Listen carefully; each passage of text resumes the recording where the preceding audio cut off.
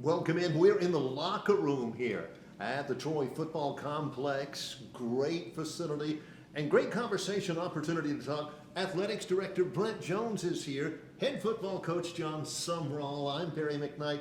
Gentlemen, it's an exciting place to be. It's an exciting time right now for Coach Sumrall. I know everybody wants to know, first of all, what have the last week and a half, 2 weeks been like for you? It's been like trying to get all the water out of a fire hydrant and drink it. It's been a lot. We've been busy, a lot of sleepless nights. Some of them good, some of them bad, but just trying to figure out, our current roster, get to know those young men as the best we can, and start to just establish and develop relationships with them. And then really working on recruiting, what pieces we need to add to the puzzle for the 2022 football team here at Troy, and then building our staff slowly but surely, seeing that come into the fold of what the 2022 football staff is going to look like. But for you, it's been longer than a week and a half in this process, and it came to its culmination. What have you seen from him and from the football side of this building over the last week and a half? Well, one is energy, enthusiasm. He preaches that, but he also has a comprehensive plan. And so, you have to be aligned with everybody, not just the athletic director, but everybody in the building. And he's done a great job. The one thing that I'm really, really pleased and happy with Coach Sumrall, and his plan was extremely detailed when he presented it to the whole group, but he's been very deliberate in every single thing he's done. And so you're not rushing into one thing or that, because you want to measure 2, 3, 4 times before you cut, as Chancellor Hawkins talks about so many times. But I will tell you this, we want to get this thing right the first time instead of having to go back. And so I really applaud Coach Sumrall on what he's been able to do. Now, we talk 6, 7 times during the day, and typically the 10 to 11 p.m. at night tends to work out for 30 minutes to an hour. So I know this guy's grinding. Well, so that late at night's the one time that people start to leave me alone. Most of the work I've been getting done is between like 4 a.m. and 7 a.m. and like 9 p.m. at midnight. The rest of the time, I feel like I got people pulling me all different directions. So it's usually when I'm free to have meaningful conversations that can hopefully make a positive impact. Both of you have already mentioned, the deliberateness of this and the importance of being deliberate and being purposeful in what this looks like. But one of the first things you did when you got here, very important for you, was to meet with the current team. That was priority number one. What have those conversations been like with them? Yeah, first and foremost, we're going to be a players first program. And our current roster is what matters the most to me right now. I want those young men to know that whether they were recruited by whichever staff, that doesn't matter, that we're all on the same team. We all play for Troy, and we're going to love them, care for them, develop them, and push them to be their best each and every day.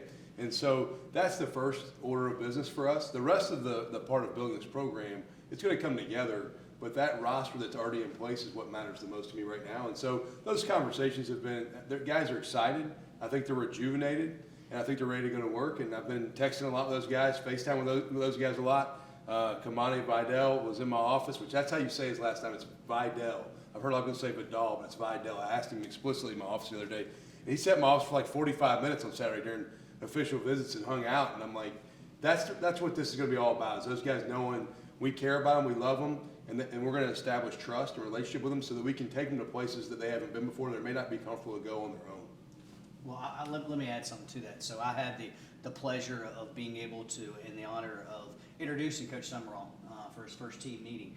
And as I set 2 weeks before with our student athletes, I asked them to trust me. I'd been in their shoes before. I have the empathy. I've been there before as a college student athlete having a coaching change. And so I know what they've been through. But I told them, hey, trust me, trust the vision. When you signed on the dotted line to come to Troy, you wanted to compete for championships. And Coach Sumrall talked about at the press conference, that's really been our guiding light as well. But I also met with 10, 15, 20 of our great student athletes, and I asked them what were the attributes, what were they looking for, what were the characteristics, what were we doing really good, what were things that maybe we could do a little bit better. And that started the process of really building out our candidate profile. And obviously Coach Sumrall met it and exceeded everything that we want. But I will tell you this, there's nobody that cares more about the student athlete experience than Coach Sumrall. You mentioned that and asked him about the reaction he's gotten in the conversation with the players. What have the conversations post-announcement been between you and the Trojan Nation itself? It's been extremely positive. And so because of that, we started a football excellence fund that we're about 75% of the way through. So we have a stated goal of 100,000 by December 31st, 250,000 by April 15th, and we're already 75% there. And that just shows you that. So premium seating, I'm looking at some different opportunities right now to really, because our fans have expressed some interest in that. But overall, going back to the process, you know, we spoke to about 70 different letter winners through a Zoom that I held, and you know, really it was an open dialogue about, tell me about Troy football. How can we get better? What are your expectations? What are your characteristics? And so that again went back into that candidate profile that we built for whoever that may be, and Coach Sumrall obviously was able to knock it out of the park during the process. Coach, signing day comes up on Wednesday, the early signing period, however you want to characterize it. What are the what does that look like? How are you approaching the 15th of December? Yeah, you know, there's been several young men already committed to this program. Before I got here, we're going to honor all of those commitments at this time. We're going to allow all those kids to be a part of this program. They bought into Troy University, and I believe all those young men are excited about this opportunity, and we're excited about them.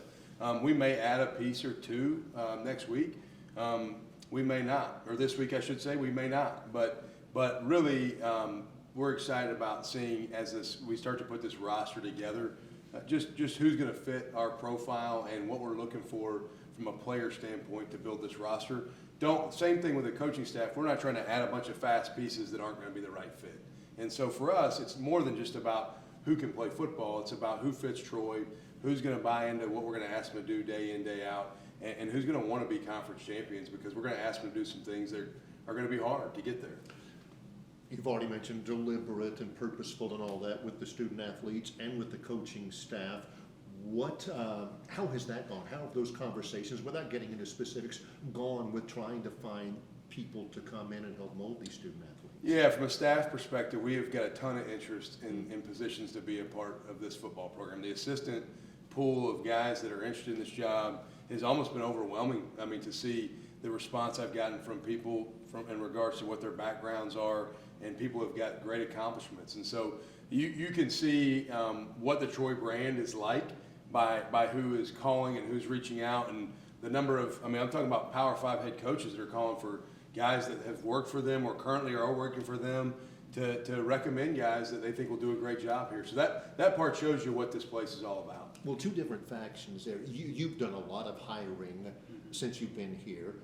I would imagine that the same general characteristics that Coach Sumrall's talking about for his coaching staff, you can relate to when it comes to hiring staff for Troy University as well. Absolutely. You want someone who fits your energy, fits your profile, someone that's going to be a grinder, someone that's going to be dogged in the pursuit of excellence, but fit's hugely important. And so, you know, my role is obviously I hire head coaches.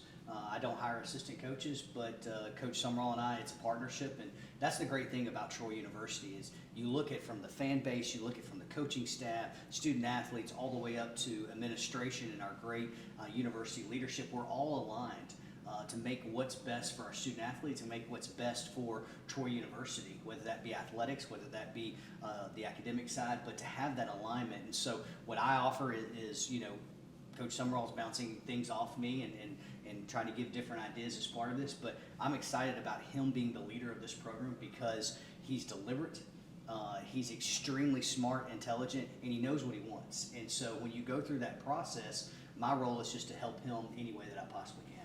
That goes for a lot of different things. This partnership that Brent alludes to between the head football coach and the athletic director, there's got to be great fit there as well, am I right? Yeah, it's a lot about the fit. There's also trust that has to be involved in communication. Brent's given me great feedback on things when I've had questions, and he obviously knows the lay of the land here currently a lot better than I do. And so there's some landmines and some things that he may know, hey, we want to address this situation this way, and things that can be helpful to us, build this the right way. And he's been a great resource for me bouncing ideas off of in regards to things we want to do over the next few months and the next few years. And so I'm grateful to have Brent's leadership and have someone I can call at 10 o'clock or 11 o'clock at night and doesn't get mad at me for doing it so late and can give quality insight to what we need to be doing to get better. Here we are in the locker room.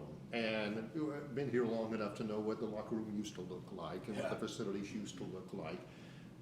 Tell me, from your core, being here, sitting here in this locker room, when you were last here and moved on in your career, there was that shred that, man, I'd love to be back here again someday, right? Without question. I didn't step foot in this building until about a week and a half ago. And when I was here last as an assistant, this building was being constructed. And I've driven through Troy many times, whether to go to the beach or recruiting. And for a reason, I didn't stop in this building because I had it in my mind that the next time I'll stop in here, I'll be the head football coach, hopefully, one day. And when I left, I went around in the athletic department and probably spoke to more people and just said thank you for your help during my time here, because I wanted to leave on the right note and know that if the opportunity ever did present itself, that people would want to have me back. And so it's been awesome to reunite with so many people, but to see the facilities, to see the changes that have been done. This locker room's a whole heck of a lot nicer than what we were in when I was coaching here the last time, and so many great facilities and so many things have changed for the better. All of these are part of a big plan. When you're selling your vision to student athletes, to boosters, to assistant coaches pool and everything, all of this are selling points for you to use. Very much so. When you talk about alignment, and we talk about athletic director to coach, and it really starts at the top with Dr. Hawkins. I tell every kid I talk to in recruiting, and I will the entire time I'm here, if you want to see what Troy's all about, just take a walk through campus or drive through campus, because everything here is done with great detail. It's done first class, and there's no corners cut, and so it doesn't take a lot of awareness to realize this place is special. Well, and to that point, so this past weekend was our last recruiting weekend, our only recruiting weekend, and just to see the diverse pool of speakers that we had, from Judson Edwards, who's the dean of our great astute business college, to Sohill, to myself, to you had academic counselors there, you had on, off the field, you had our associate AD of communications, creative content there. So this is a collaborative approach. And so when you walk through campus, you get the full experience. But the one thing that I wanted to talk about is everybody talks about family. And that's what Troy University is. It's family. And so that's why it's one Troy. And I think all of the people who were on that visit on Saturday came away with understanding the power of what Troy University is. Early September of next year, your team takes the field for the first time. Final thought from you, because you were very plain speaking to the people at your introductory press conference. You're going to enlist their help. The Trojan Nation, you're going to come to them. There's a lot of things that they can help with between now and that opening game of the year. Yeah, I mean, you could buy tickets. You could buy season tickets. You can give to any of our foundation funds that we've established to help forward our goal, to help our student athletes. You can show up to every game early, stay late, be loud in the middle. You can encourage student athletes by how you respond to them when they're on our campus.